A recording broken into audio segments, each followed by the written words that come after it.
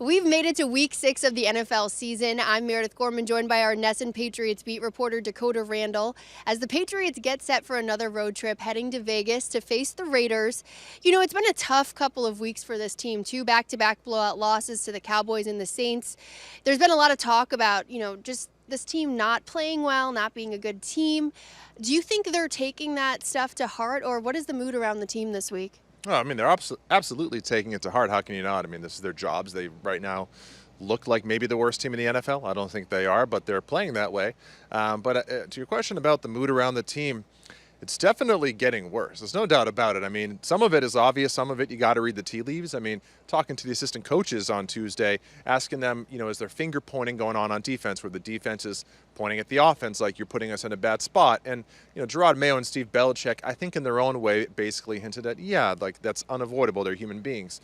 Yesterday, you had Jalen Mills go to use social media to complain about only getting 10 snaps against the Saints. And then obviously, if you just watch the film, the offensive players, they look really frustrated, not just with the overall operation, but I think Mac Jones in particular. And they're 1-4 for the first time since 2000. So, yeah, I think the mood is down. I think, they believe they can turn it around this weekend, but it's down, and it should be. They have not played well. And Bill Belichick, Bill O'Brien, they've both confirmed that Mac Jones will stay the team starter when they head to Vegas this weekend.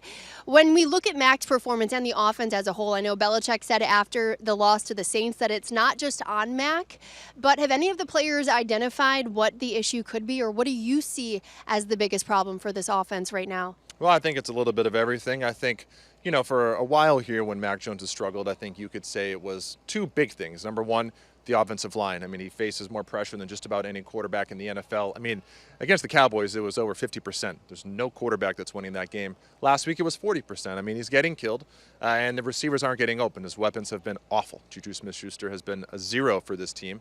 But the problem is, the last couple weeks, Mac Jones has also been a huge part of the struggles. But I think, he's kind of a byproduct of everything else. The question is he salvageable? Can he turn things around? If Mac Jones is broken, can he be fixed? And I think the answer to that question is getting closer to no. I mean, the evidence for quarterbacks, especially quarterbacks with, I think, average-ish talent like Mac Jones, eventually figuring things out, it's not a long list. So I think if Mac Jones struggles again this weekend, I think he'll probably get benched. I don't think they're going to go to Bailey Zappi. I think it could be Will Grier, who's been the third quarterback the last few weeks. But either way, I think it's becoming increasingly clear that they don't have any good options at quarterback, and that's a scary thought for Patriots fans.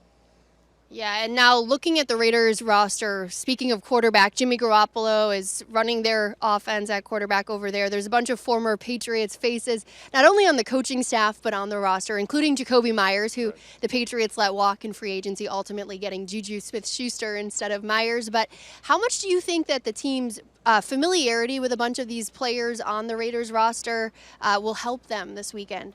Well, I think it works both ways, though. I mean, I do think it could help them. Belichick knows how Josh McDaniels likes to coach. They know a lot of these players. They know what Jimmy G is all about. But listen, Josh McDaniels and his staff, they know how to coach against the Patriots as well. And Belichick's record against his former assistants is not very good. So I think it honestly is kind of a wash. But, I think the big player, the big former Patriot this week is Jacoby Myers, who has played well for the Raiders this year. And meanwhile, Juju Smith-Schuster probably will miss this game due to a concussion. And again, like I said, he's given the Patriots offense nothing this season. And I think really, the further we get into the season, I think you could make a case that if the Patriots had just kept Jacoby Myers and not signed Juju Smith-Schuster, maybe signed Juju, but also kept Jacoby Myers, I think maybe they have a winning record, because I think you could argue they win that first game that they were one play away against the Eagles. Maybe they pull out the second one where, again, they were driving to tie at the end. And then, listen, at that point, you're 2-1 or you're 3-1 or something like that going into the Dallas Cowboys game. And maybe it's not a house of cards that falls apart as dramatically as it did. Maybe you have more morale. But the fact is they did lose those first two games, and they were 1-2 going into that game. And I think what little confidence they had left plummeted from that point. And again, I think you could draw a straight line to losing Jacoby Myers. That was Mac Jones' favorite weapon the last 2 seasons. It was taken away from him, and now he has basically nothing to work with. So I think there's a non-zero chance here that Jacoby Myers goes out and also has a good game against the Patriots if they double Davante Adams. And one phrase we've heard the Patriots players say a bunch this week is starting over. They're starting over, building off of the fundamentals and those basic foundations of football. It's never something you want to hear through 6 weeks entering 6 weeks of the NFL season. But all things considered, they'll have another chance to bounce back this weekend in Las Vegas. Make sure to follow along with Ness, and we'll have all of your Patriots coverage as the Patriots hope to snap that 2-game losing streak.